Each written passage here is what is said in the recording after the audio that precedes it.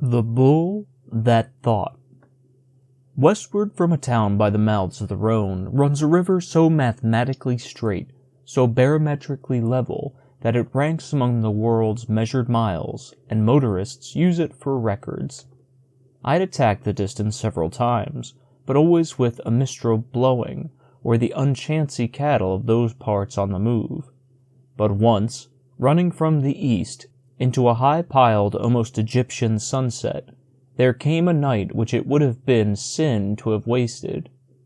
It was warm with the breath of summer in advance, moonlit till the shadow of every rounded pebble and pointed cypress windbreak lay solid on that vast, flat-floored waste, and my Mr. Legat, who had slipped out to make sure, reported that the road surface was unblemished.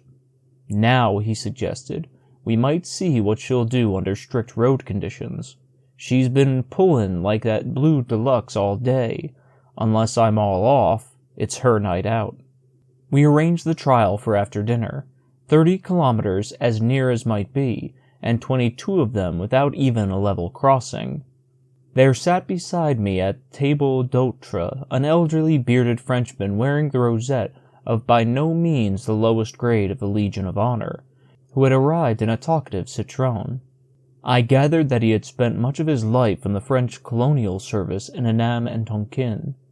When the war came, his years barring him from the front line, he had supervised Chinese woodcutters who, with axe and dynamite, deforested the center of France for trench props. He said my chauffeur had told him that I contemplated an experiment. He was interested in cars, had admired mine, would, in short, be greatly indebted to me if I permitted him to assist as an observer.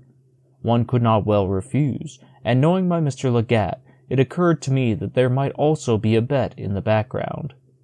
While he went to get his coat, I asked the proprietor his name. Voiron, Monsieur André Voiron, was the reply. And his business? Mon Dieu, he is Voiron. He is all those things there. The proprietor waved his hand at brilliant advertisements on the dining-room walls, which declared that Voiron Frères dealt in wines, agricultural implements, chemical manures, provisions, and produce throughout that part of the globe. He said little for the first 5 minutes of our trip, and nothing at all for the next 10, it being, as Legat had guessed, Esmeralda's night out.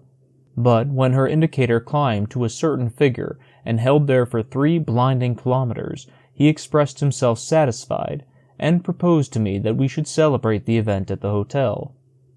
"I keep yonder," said he, "a wine on which I should value your opinion." On our return he disappeared for a few minutes, and I heard him rumbling in a cellar. The proprietor presently invited me to the dining-room, where, beneath one frugal light, a table had been set with local dishes of renown. There was, too, a bottle beyond most known sizes, marked black on red, with a date. Monsieur Voiron opened it, and we drank to the health of my car. The velvety, perfumed liquor, between fawn and topaz, neither too sweet nor too dry, creamed in its generous glass. But I knew no wine composed of the whispers of angels' wings, the breath of Eden, and the foam and pulse of youth renewed. So I asked what it might be. "It is champagne," he said gravely. "Then what have I been drinking all my life?" "If you were lucky before the war, and paid 30 shillings a bottle, it is possible you may have drunk one of our better-class tisanes." "And where does one get this?" "Here, I am happy to say. Elsewhere, perhaps it is not so easy. We growers exchange these real wines among ourselves." I bowed my head in admiration, surrender, and joy. There stood the most ample bottle, and it was not yet 11 o'clock. Doors locked and shutters banged throughout the establishment. Some last servant yawned on his way to bed. Monsieur Voiron opened a window, and the moonlight flooded in from a small pebbled court outside. One could almost hear the town of Chambes breathing in its first sleep. Presently there was a thick noise in the air, the passing of feet and hooves, lowerings, and a stifled bark or two. Dust rose over the courtyard wall, followed by the strong smell of cattle. "They are moving some beasts," said Monsieur Voiron, cocking an ear. Mine, I think. Yes, I hear Christophe. Our beasts do not like automobiles, so we move at night. Do you not know our country, the Crau here and the Carmarge? I was. I am now, again of it. All France is good, but this is the best. He spoke as only a Frenchman can, of his own loved part of his own lovely land. For myself, if I were not so involved in all these affairs, he pointed to the advertisements, I would live on our farm with my cattle and worship them like a Hindu. You know our cattle of the Carmarge, monsieur, no? It is not an acquaintance to rush upon lightly. There are no beasts like them. They have a mentality superior to that of others. They graze and they ruminate by choice, facing our mistral, which is more than some automobiles will do. And they have in them the potentiality of thought, and when cattle think, I have seen what arrives. Are they so clever as all that? I asked idly. Monsieur, when your sportif chauffeur camouflaged your limousine so that she resembled one of your army lorries, I would not believe her capacities. I bet him, 2 to 1, she would not touch 90 kilometers. I was proved that she could. I can give you no proof, but will you believe me if I tell you what a beast who thinks can achieve? After the war, I said spaciously, everything is credible. That is true. Everything inconceivable has happened, but still we learn nothing and we believe nothing. When I was a child in my father's house, before I became a colonel administrator, my interests and my affection were among our cattle. We of the old rock live here, have you seen? In big farms like castles. Indeed, some of them may have been Saracenic. The barns group round them, great white-walled barns, and yards solid as our houses. One gate shuts all. It is a world apart, an administration of all that concerns beasts. It was there I learned something about cattle. You see, they are our playthings in the Carmarge and the Crau. The boy measures his strength against the calf that butts him in play among the manure heaps. He moves in and out among the cows, who are not so amiable. He rides with the herdsmen in the open to shift the herds. Sooner or later he meets as bulls the little calves that knocked him over. So it was with me, till it became necessary that I should go to our colonies. He laughed. Very necessary. That is a good time in youth, monsieur, when one does these things which shock our parents. Why is it always Papa who is so shocked and has never heard of such things, and Mamma who supplies the excuses? And when my brother, my elder, who stayed and created the business, begged me to return and help him, I resigned my colonial career gladly enough. I returned to our own lands, and my well-loved, wicked white and yellow cattle of the Carmarge and the Crau. My faith, I could talk of them all night, for this stuff unlocks the heart, without making repentance in the morning. Yes, it was after the war that this happened. There was a calf, among heaven knows how many of ours, a bull-calf, an infant indistinguishable from his companions. He was sick, and had been taken up with his mother into the big farmyard at home with us. Naturally, the children of our herdsmen practiced on him from the first. It is in their blood. The Spaniards make a cult of bullfighting. Our little devils down here bait bulls as automatically as the English child knocks or throws balls. This calf would chase them with his eyes open, like a cow when she hunts a man. They would take refuge behind our tractors and wine carts in the center of the yard. He would chase them in and out as a dog hunts rats. More than that, he would study their psychology, his eyes in their eyes. Yes, he watched their faces to divine which way they would run. He himself also would pretend sometimes to charge directly at a boy. Then he would wheel right or left, one could never tell, and knock over some child pressed against a wall who thought himself safe. After this, he would stand over him, knowing that his companions must come to his aid, and then when they were all together, waving their jackets across his eyes and pulling his tail, how he would scatter them! He could kick too, sideways like a cow. He knew his ranges as well as our gunners, and he was as quick on his feet as our carpentier. I observed him often. Christophe, the man who passed just now, our chief herdsman, who had taught me to ride with our beasts when I was 10. Christophe told me that he was descended from a yellow cow of those days that had chased us once into the marshes. He kicks just like her, said Christophe. He can sidekick as he jumps. Have you seen, too, that he is not deceived by the jacket when a boy waves it? He uses it to find the boy.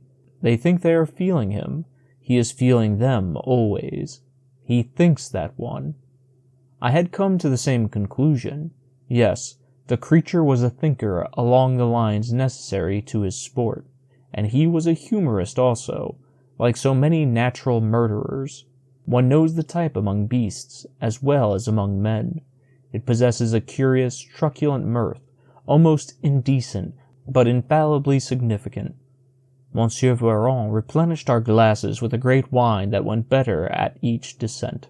They kept him for some time in the yards to practice upon. Naturally, he became a little brutal, so Christophe turned him out to learn manners among his equals in the grazing lands, where the Camargue joins the Crau. How old was he then? About 8 or 9 months, I think. We met again a few months later, he and I. I was riding one of our little half-wild horses along the road of the Crau, when I found myself almost unseated. It was he. He had hidden himself behind a windbreak till we passed, and then charged my horse from behind. Yes, he had deceived even my little horse, but I recognized him. I gave him the whip across the nose, and I said, "Appui, for this thou goest to Arles. It was unworthy of thee between us two." But that creature had no shame. He went away laughing like an Apache. If he had dismounted me, I do not think it is I who would have laughed, yearling as he was. "Why did you want to send him to the Arles?" I asked. "For the bull ring. When your charming tourists leave us, we institute our little amusements there. Not a real bullfight, you understand, but young bulls with padded horns, and our boys from hereabouts and in the city go to play with them. Naturally, before we send them, we try them in our yards at home.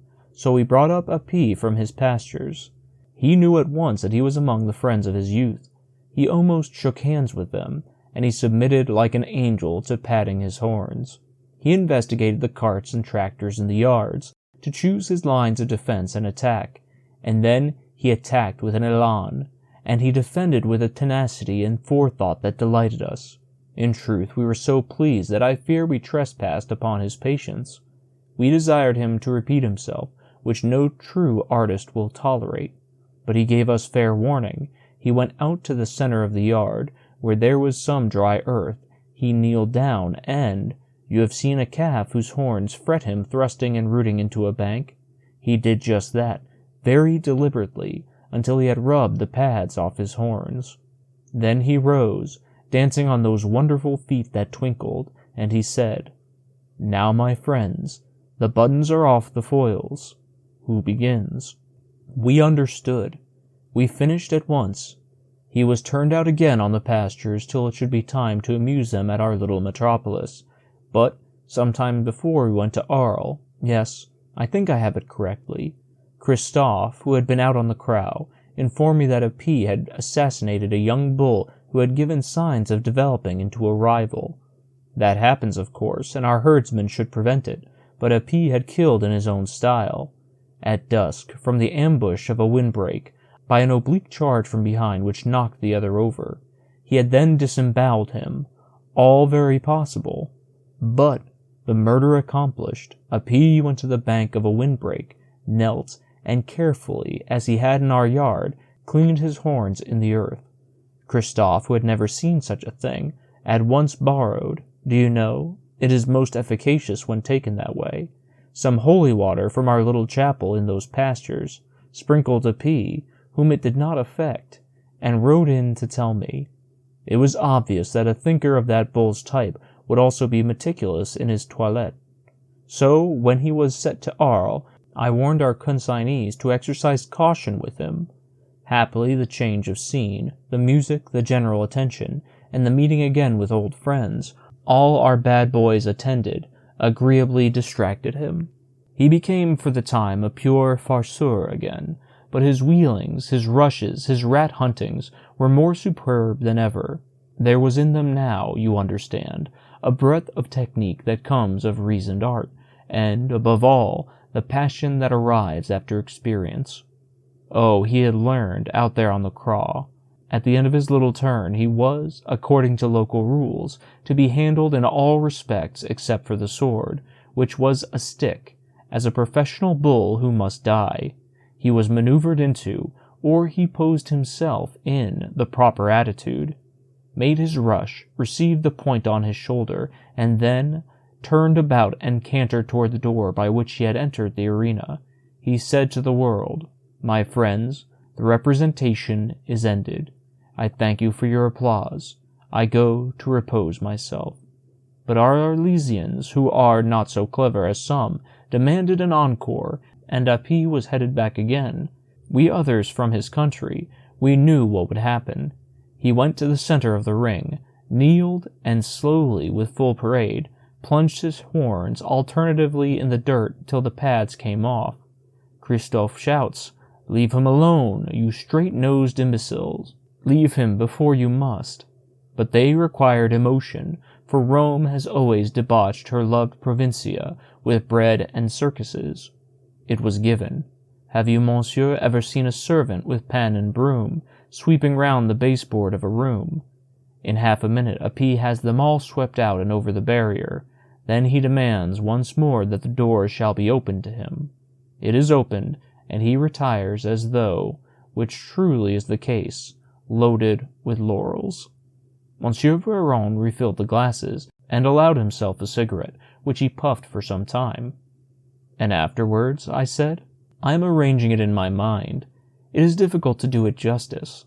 Afterwards, yes, afterwards, Api returned to his pastures, and his mistress and I to my business. I am no longer a scandalous old sportif in shirt sleeves howling encouragement to the yellow son of a cow. I revert to Varon Frere, wines, chemical manures, etc., and next year, through some chicane which I have not the leisure to unravel, and also, thanks to our patriarchal system of paying our older men out of the increase of the herds, old Christophe possesses himself of a pea. Oh yes, he proves it through descent from a certain cow that my father had given his father before the Republic. Beware, monsieur, of the memory of the illiterate man. An ancestor of Christophe had been a soldier under our assault against your Beresford, near Bayonne. He fell into the hands of Spanish guerrillas. Christophe and his wife used to tell me the details on certain saints' days when I was a child. Now, as compared with our recent war, Soult's campaign and retreat across the Bidassoa. But did you allow Christophe just to annex the bull, I demand? You do not know Christophe. He had sold him to the Spaniards before he informed me. The Spaniards pay in coin, douros of very pure silver. Our peasants mistrust our paper. You know the saying, 1,000 francs paper, 800 metal, and the cow is yours. Yes, Christophe sold a pea, who was then 2.5 years old, and to Christophe's knowledge thrice at least an assassin. How is that? I said. Oh, his own kind only, and always, Christophe told me, by the same oblique rush from behind, the same sideways overthrow, and the same swift disembowelment, followed by his Levitical cleaning of the horns. In human life he would kept a manicurist, this Minotaur, and so Api disappears from our country. That does not trouble me. I know in due time I shall be advised. Why? Because in this land, monsieur, not a hoof moves between Berre and Sainte-Marie without the knowledge of specialists such as Christophe. The beasts are the substance, and the drama of their lives to them. So when Christophe tells me, a little before Easter Sunday, that Api makes his debut in the bull ring of a small Catalan town on the road to Barcelona, it is only to pack my car and trundle there across the frontier with him. The place lacked importance in manufactures, but it had produced a matador of some reputation, who was condescending to show his art in his native town. They were even running one special train to the place. Now our French railway system is only execrable, but the Spanish— "You went down by road, didn't you?" said I. "Naturally, it was not too good.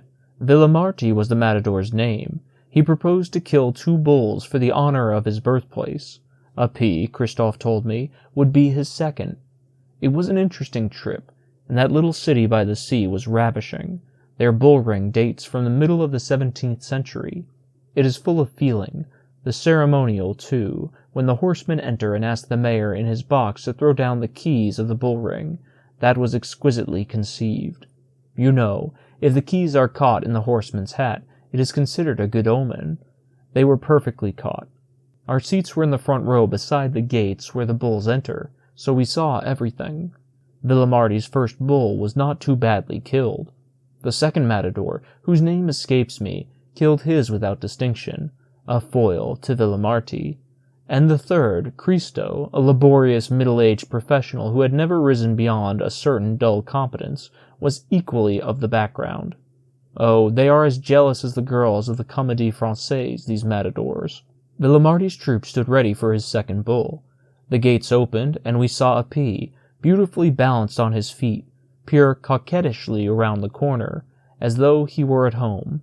A picador, a mounted man with a long lance goad, stood near the barrier on his right. He had not even troubled to turn his horse, for the capadores, the men with the cloaks, were advancing to play a P, to feel his psychology and intentions, according to the rules that are made for the bulls who do not think. I did not realize the murder before it was accomplished. The wheel, the rush, the oblique charge from behind, the fall of horse and man were simultaneously. A P leaped the horse, with whom he had no quarrel, and alighted all 4 feet together. It was enough, between the man's shoulders, changed his beautiful feet on the carcass, and was away, pretending to fall nearly on his nose. Do you follow me? In that instant, by that stumble, he produced the impression that his adorable assassination was a mere bestial blunder. Then, monsieur, I began to comprehend that it was an artist we had to deal with. He did not stand over the body to draw the rest of the troop. He chose to reserve that trick. He let the attendants bear out the dead, and went to amuse himself among the capadores. Now to a P, trained among our children in the yard, the cloak was simply a guide to the boy behind it. He pursued, you understand, the person, not the propaganda, the proprietor, not the journal. If a third of our electors of France were as wise, my friend. But it was done leisurely, with a humor and a touch of truculence. He romped after one man's cloak as a clumsy dog might do, but I observed that he kept the man on his terrible left side. Christophe whispered to me, "Wait for his mother's kick. When he has made the fellow confident, it will arrive." It arrived in the middle of a gambol. My God, he lashed out in the air as he frisked. The man dropped like a sack, lifted one hand towards his head, and that was all. So you see, a body was again at his disposition. A second time the cloaks ran up to draw him off, but a second time a P refused his grand scene. A second time he acted that his murder was accident, and he convinced his audience. It was as though he had knocked over a bridge gate in the marshes by mistake. Unbelievable? I saw it. The memory sent Monsieur Varon again to the champagne, and I accompanied him. But a P was not the sole artist present. They say Villamarty comes of a family of actors. I saw him regard a P with a new eye. He, too, began to understand. He took his cloak and moved out to play him before they should bring on another picador. He had his reputation. Perhaps a P knew it. Perhaps Villamarty reminded him of some boy with whom he had practiced at home. At any rate, a P permitted it, up to a certain point, but he did not allow Villamarty the stage. He cramped him throughout. He dived and plunged clumsily and slowly, but always with menace and always closing in. We could see that the man was conforming to the bull, not the bull to the man. For a P was playing him towards the center of the ring, and, in a little while, I watched his face. Villamarty knew it, but I could not fathom the creature's motive. "Wait," said old Christophe. "He wants that picador on the white horse yonder. When he reaches his proper distance, he will get him. Villamarty is his cover.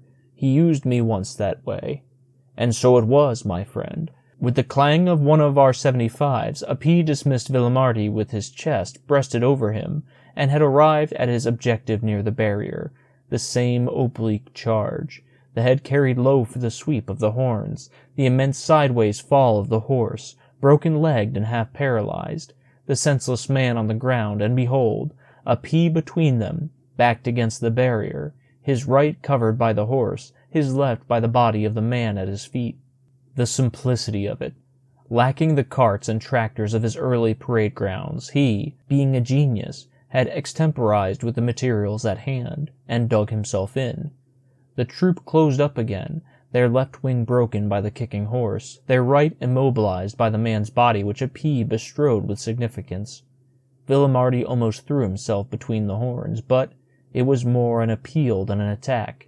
A P refused him. He held his base. A picador was sent at him, necessarily from the front, which alone was open. A P charged. He who, till then, you realize had not used the horn. The horse went over backwards, the man half beneath him. A P halted, hooked him under the heart, and threw him to the barrier. We heard his head crack, but he was dead before he hit the wood. There is no demonstration from the audience. They also had begun to realize this fuck among bulls. The arena occupied itself again with the dead. Two of the troop irresolutely tried to play him, God knows in what hope, but he moved out to the center of the ring. "Look," said Christophe, "now he goes to clean himself. That always frightened me." He knelt down. He began to clean his horns. The earth was hard. He worried at it in an ecstasy of absorption. As he laid his head along and rattled his ears, it was as though he were interrogating the devils themselves upon their secrets, and always saying impatiently, "Yes, I know that, and that, and that. Tell me more, more." In the silence that covered us, a woman cried, "He digs a grave. O saints, he digs a grave." Some others echoed this, not loudly, as a wave echoes in the grotto of the sea. And when his horns were cleaned, he rose up and studied poor Villemardi's troop, eyes in eyes, one by one, with the gravity of an equal in intellect, and the remote and merciless resolution of a master in his art. This was more terrifying than his toilette. "And they, Villemardi's men?" I asked. Like the audience, were dominated. They had ceased to posture, or stamp, or to address insults to him. They conformed to him. The two other matadors stared. Only Chisto, the oldest, broke silence with some call or other, and a P turned his head towards him. Otherwise he was isolated, immobile, somber, meditating on those at his mercy. For some reason the trumpet sounded for the banderillas, those gay hooked darts that are planted into the shoulders of bulls who do not think, after their neck muscles are tired by lifting horses. When such bulls feel the pain, they check for an instant, and, in that instant, the men step gracefully aside. Villemardi's banderillero answered the trumpet mechanically, like one condemned. He stood out, poised the darts, and stammered the usual patter of invitation. And after? I do not assert that a P shrugged his shoulders, but he reduced the episode to its lowest elements, as could only a bull of Gaul. With his truculence was mingled always, owing to the shortness of his tail, a certain Rabelaisian abandon, especially when viewed from the rear. Christophe had often commented upon it. Now Appies brought that quality into play. He circulated round that boy, forcing him to break up his beautiful poses. He studied him from various angles, like an incompetent photographer. He presented to him every portion of his anatomy except his shoulders. At intervals he feigned to run in upon him. My God, he was cruel. But his motive was obvious. He was playing for a laugh from the spectators, which should synchronize with the fracture of human morale. It was achieved. The boy turned and ran towards the barrier. A P was on him before the laugh ceased, passed him, headed him. What do I say? Herded him off to the left, his horns beside and a little in front of his chest. He did not intend him to escape into a refuge. Some of the troop would have closed in, but Villemardi cried, "If he wants him, he will take him. Stand." They stood. Whether the boy slipped or a P nosed him over I could not see, but he dropped sobbing. A P halted like a car with 4 brakes, struck a pose, smelt him very completely, and turned away. It was dismissal more ignominious than degradation at the head of one's battalion. The representation was finished. Remained only for a P to clear his stage of the subordinate characters. Ah, his gesture then. He gave a dramatic start. The Cyrano of the Camargue, As though he was aware of them for the first time, he moved. All of their beautiful breeches twinkled for an instant along the top of the barrier. He held the stage alone, but Christophe and I, we trembled. For observe how he had involved himself in a stupendous drama of which he could only supply the third act. And, except for an audience on the razor edge of emotion, he had exhausted his material. Molière himself, we have forgotten, my friend, to drink to the health of that great soul, might have been at a loss, and tragedy is but a step behind failure. We could see the 4 or 5 civil guards, who are sent always to keep order, fingering the breeches of their rifles. They were but waiting a word from the mayor to fire on him, as they do sometimes at a bull who leaps the barrier among the spectators. They would, of course, have killed or wounded several people, but that would have not saved a pea. Monsieur Voiron drowned the thought at once, and wiped his beard. At that moment, fate, the genius of France, if you will, sent to assist in the incomparable finale. None other than Chisto, the eldest, and I should have said, but never again will I judge, the least inspired of all. Mediocrity itself, and it is the heart that conquers always, my friend. At heart, an artist. He descended stiffly into the arena, alone and assured. A P regarded him, his eyes in his eyes. The man took stance with his cloak, and called to the bull as to an equal. Now, signor, we will show these honorable caballeros something together. He advanced thus against this thinker, who at a plunge, a kick, a thrust, could, we all knew, have extinguished him. My dear friend, I wished I could convey to you something of the unaffected bonhomie, the humor, the delicacy, the consideration bordering on respect even, with which a P, the supreme artist, responded to this invitation. It was the master, wearied after a strenuous hour in the atelier, unbuttoned and at ease, with some not inexpert but limited disciple. The telepathy was instantaneous between them, and for good reason. Christophe said to me, "All's well. That Chisto began among the bulls. I was sure of it when I heard him call just now. He has been a herdsman. He'll pull it off." There was a little feeling and adjustment at first for mutual distances and allowances. Oh, ah, yes, and here occurred a gross impertinence of Villemarty. He had, after an interval, followed Chisto to retrieve his reputation. My faith, I can conceive the elder Dumas slamming his door on an intruder precisely as a P did. He raced Villemarty into the nearest refuge at once. He stamped his feet outside it, and he snorted, "Go! I am engaged with an artist." Villemarty went, his reputation left behind forever. A P returned to Chisto, saying, "Forgive the interruption. I am not always master of my time, but you are about to observe, my dear confrère." Then the play began. Out of compliment to Chisto, a P chose as his objective, every bull varies in this respect, the inner edge of the cloak, that nearest to the man's body. This allows but a few millimeters clearance in charging. But a P trusted himself as Chisto trusted him, and, this time, he conformed the man with inimitable judgment and temper. He allowed himself to be played into the shadow or the sun, as the delighted audience demanded. He raged enormously, he feigned defeat, he despaired in statuesque abandon, and thence flashed into fresh paroxysm of wrath, but always with a detachment of the true artist who knows he is but the vessel of an emotion whence others, not he, must drink. And never once did he forget that honest Chisto's cloak was to him the gauge by which to spare even a hair on the skin. He inspired Chisto too. My God, his youth returned to that meritorious beef-sticker, the desire, the grace, and the beauty of his early dreams. It was his hour, too. A miraculous hour of dawn returned to gild the sunset. All he knew was at a P's disposition. A P acknowledged it, with all that he had learned at home, and Arles, in his lonely murders on our grazing grounds.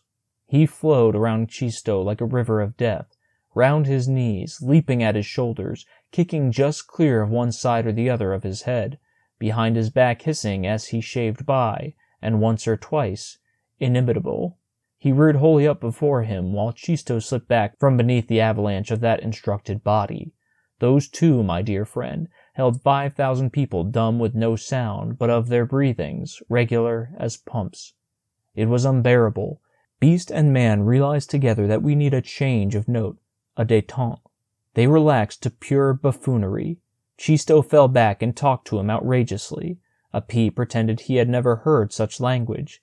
The audience howled with delight. Chisto slapped him. He took liberties with his short tail, to the end of which he clung while a P pirouetted. He played about him in all postures. He had become the herdsman again, gross, careless, brutal, but comprehending. Yet a P was always the more consummate clown. All that time, Christophe and I saw it. A P drew off towards the gates of the Toril, where so many bulls enter. But have you ever heard of one that returned? We knew that a P knew that as he had to save Chisto, so Chisto would save him. Life is sweet to us all, to the artist who lives many lives in one sweetest. Chisto did not fail him. At the last, when none could laugh any longer, the man drew his cape across the bull's back, his arm round his neck. He flung up a hand at the gate, as Villamarti, young and commanding, but not a herdsman, might have raised it, and he cried, "Gentlemen, open to me and my honorable little donkey." They opened. I have misjudged Spaniards in my time. Those gates opened to the man and the bull together, and closed behind them. And then, from the mayor to the Guardia Civil, they went mad for 5 minutes, till the trumpets blew and the fifth bull rushed out, an unthinking black Andalusian. I suppose someone killed him. My friend, my very dear friend, to whom I have opened my heart, I confess that I did not watch. Christophe and I were weeping together, like children of the same mother. Shall we drink to her?